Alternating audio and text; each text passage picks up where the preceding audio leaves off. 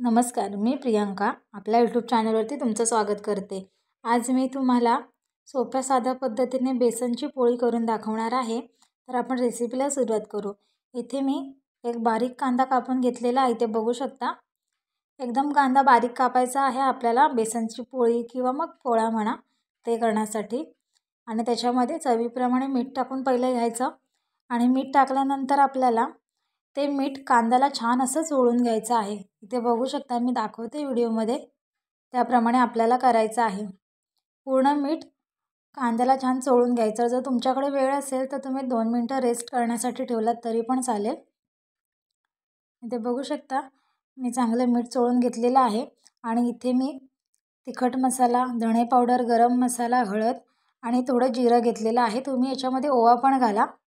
मसाले घातलेत आणि त्यासोबतच इथे कोथिंबीर आणि मिरची पण घालून घेत आहे। त्याच्यामध्ये थोडं मी हिंग घालत आहे। हिंग घालून छान असं कांद्यासोबत सगळे मसाले आणि कोथिंबीर, मिरची मिक्स करून घेत आहे। तुम्ही मिरची नाही घातलात तरी पण चालेल, फक्त तिखटामध्ये पण हा बेसनचा पोळा खूप छान होतो। तर इथे मी आता बेसन घालत आहे। बेसन पण आपल्याला कांद्यासोबत छान मिक्स करून घ्यायचं आहे। तुम्ही याच्यामध्ये जर थोडंसं तांदळाचं पीठ टाकलं 2 चमचे तरी पण चालेल, पण मी इथे नाही वापरत आहे। जर तुम्हाला पाहिजे असेल तर तुम्ही वापरू शकता।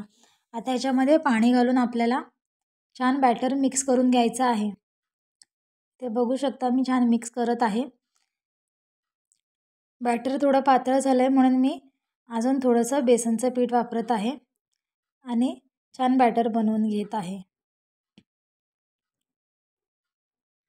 ही रेसिपी तुम्ही टिफिनसाठी पण करू शकता किंवा मग रात्री फक्त डाळ भात खायचा असेल आणि त्यासोबत भाजी करायची नसेल तर तुम्ही बेसनचा पोळा करू शकता। इथे बघू शकता, बॅटर आपलं रेडी झालेलं आहे।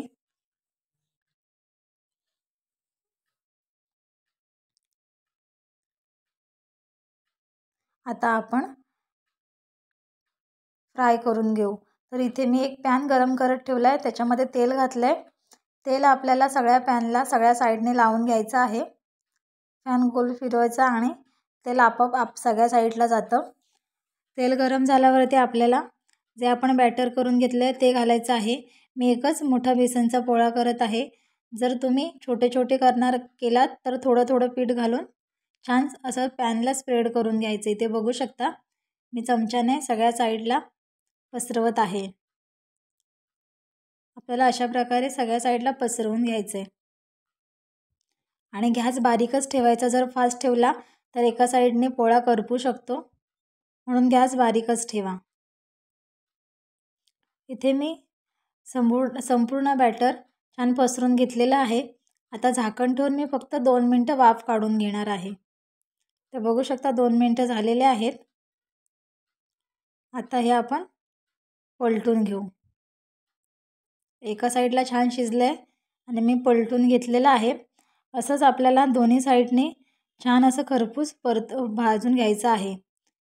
2-3 मिनिटाला एक साईडने परतून घ्यायचं, 2-3 वेळा परतून घ्यायचं, म्हणजे छान असा बेसनचा पोळा तयार होतो।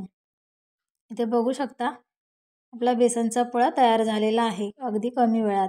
तर व्हिडिओ आवडला असेल तर लाईक करा, शेअर करा आणि आपल्या चॅनलला नवीन असाल तर चॅनलला सबस्क्राईब करा।